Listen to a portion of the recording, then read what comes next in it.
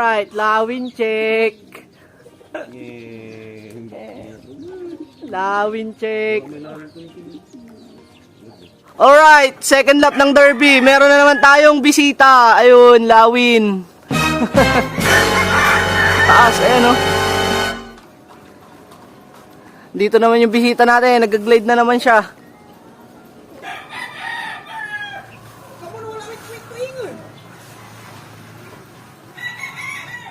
Baka may huli, may nakuha na to. Hindi makita sa video. Ayan, nasa na ba? Ayan guys, oh.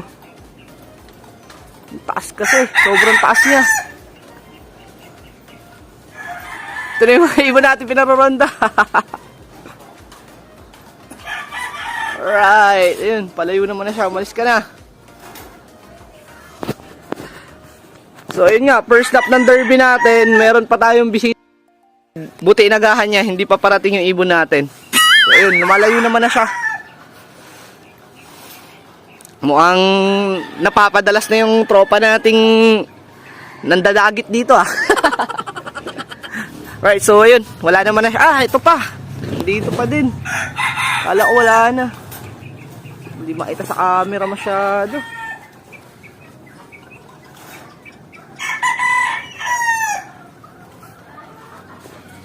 Pero nandito pa siya. Ayun oh, nag-glide.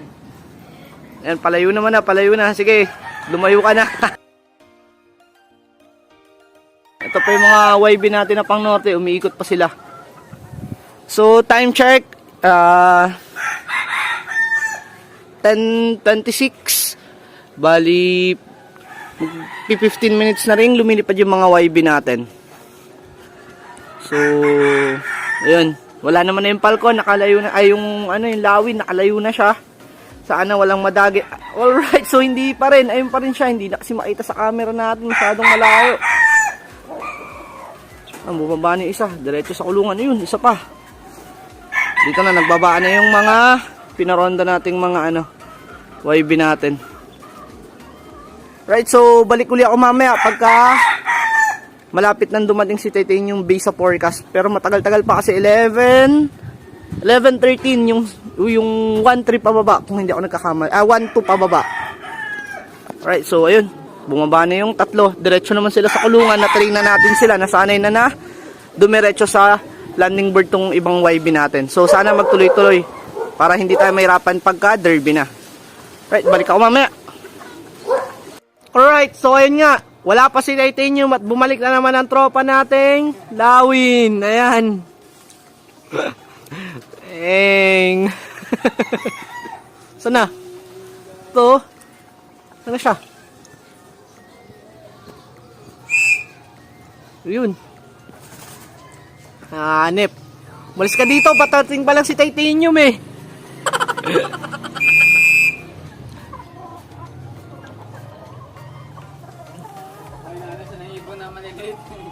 Oh, parang naikipagabulan siya dun sa mga ibon na maliliit.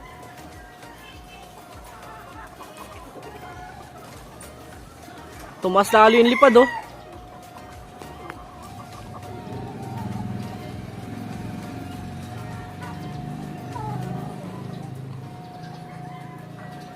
May mga ibon na maliliit eh.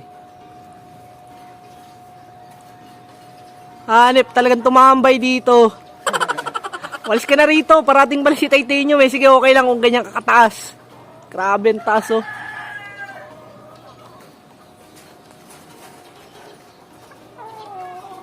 Right, lawin check. Alright, so 11 o'clock na. 11 AM at wala pang nagka-clock. So start na tayo mag-abang siguro kahit na medyo matagal-tagal pa. Base of forecast natin is ang 1-2 pababa, 1-3 pababa is 11-13. Pero siguro mag-abang na tayo ngayon. Wala naman na tayong ginagawa. Right, so update ulit ako mamaya pagka nakita na natin si Titanium sa kalangitan. Pero minsan bigla-bigla na lang siyang bumabagsak.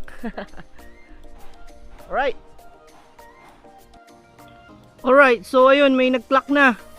Congrats po sa inyo mga sir, mga ma'am. So bali na yung nag-clock. Meron nang nag-clock hanggang 10. Oh, marami-rami na palang nag-clock, guys. Congrats po sa inyo. Oh, so hanggang 19. Hanggang 19. So time to beat ng ng maglalap winner is 1 2 3 4. Ayos yung number. 1 2 3 4. Okay, congrats po sa inyo. Surging Frias kung hindi masisipa. Lucky J19 Love. So congrats po kung hindi na masipa. Yan, so may 19 na, guys. Abang-abang muna ulit tayo. Hindi naman na natin habol yung lap winner eh.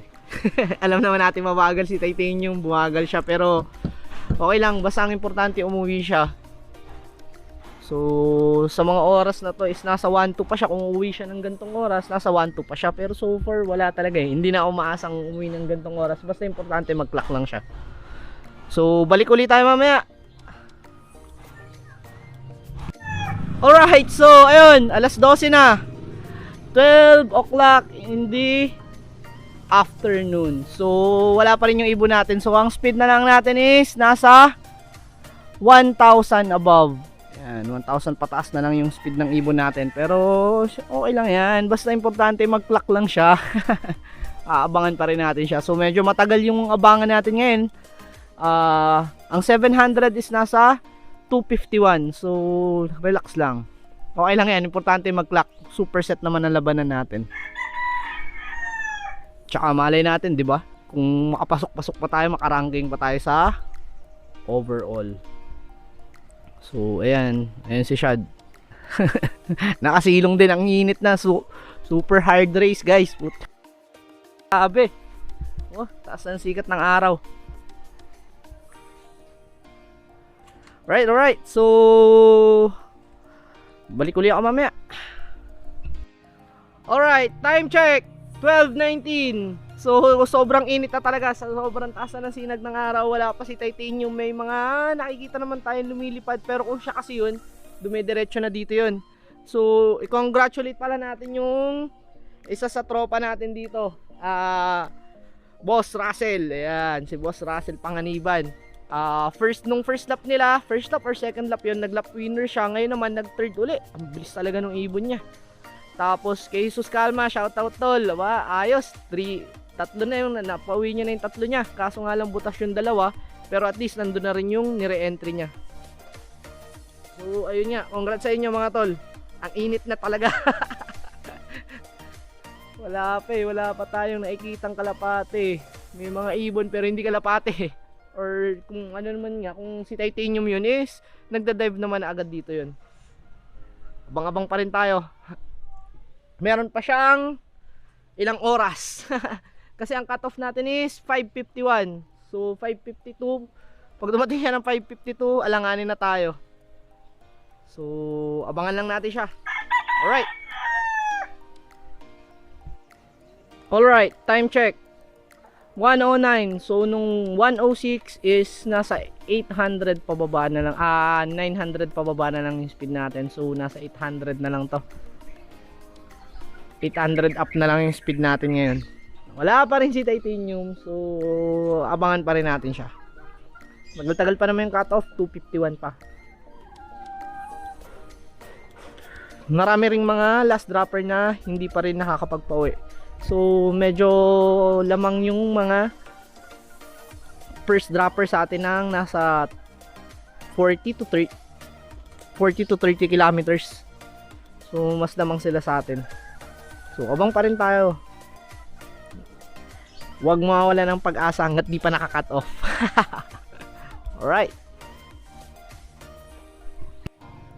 Alright, so yun, nakatulog na isang kasama natin nag-aabang. Ay, nagising na. Nakatulog na. Wala pa rin. Nakatulog na yung isang kasama natin. Alright, so 4 minutes na lang. 700 pababa na yung speed. Wala pa rin si Titanium. At headwind na tayo. Ayan, headwind na tayo. Medyo malakas yung hangin. Hindi naman ganun kalakas, pero ayan, nakikita nyo yung mga dahon. Headwind na tayo. So So far, sana makauwi pa rin siya. At medyo dumidilim-dilim yung mga ulap. Sana wag namang ituloy yung ulan. Di natin sigurado kung sang part kung may umulan na ba. Kasi sobrang init talaga. Baka biglang umulan na naman. Alam nyo naman yan. Once na mainit, sobrang alinsangan ang nangyayari. Umuulan talaga. Baka bigla pang mag-smash. Hard race to smash race. So medyo matagal pa yung cut off natin.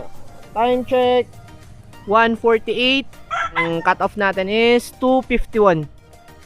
So 700 below na yun pagka nag 2:51 na siya. So wala pa rin talaga. So abang-abangan pa rin natin. Malay natin dumating si Titanium, di ba? Alright. Alright, so 1 minute before cut off. Sa kasamang palad, hindi nakadating si Titanium. Oh no! Okay lang. Pero sana makauwi pa siya kahit na-cut off na. Bali, yun nga, recap lang. 330 kilometers yung nilipad niya. At yun nga, wala pa siya. Cut off na. Alright, so dito na natin puputulin yung vlog natin siguro since wala naman na, hindi na nakabalik si Titanium at cut off na. So, peace out! Bawi tayo sa north. Alright, so, ayun nga, akala ko tatapusin na natin yung vlog natin, pero umuwi pa si Titanium, cut off na. What? Na-cut off siya guys, wala tayong magagawa, ganun talaga. So, isusugal lang natin, ilalaro lang natin siya, ilalaro kung hanggang saan ang aabutin niya. So, time check, it's already 3:30 ata if I'm not mistaken. At yan, nakauwi siya. At kagaya ng dati, puro putik ang paa niya. Pero umuwi. Kaya okay lang kasi napakabata rin ng ibon natin. 6 months old pa lang siya. Pero ayan, 330 kilometers nakauwi niya naman. Na-survive niya. So, alright. Okay pa rin, ayos pa rin. So, siguro, medyo wala na nga lang thrill kasi wala nang super set. Pero, ilalaban pa rin natin kung hanggang saan nakabuti niya. So, next lap, 30 kilometers lang yung gap. At 30 kilometers yung gap. San Narciso, Quezon. Let's go! So, ito, totoo na to. Dito na natin tatapusin ang ating vlog talaga kasi nakarawi si Titanium. Alright! Peace out!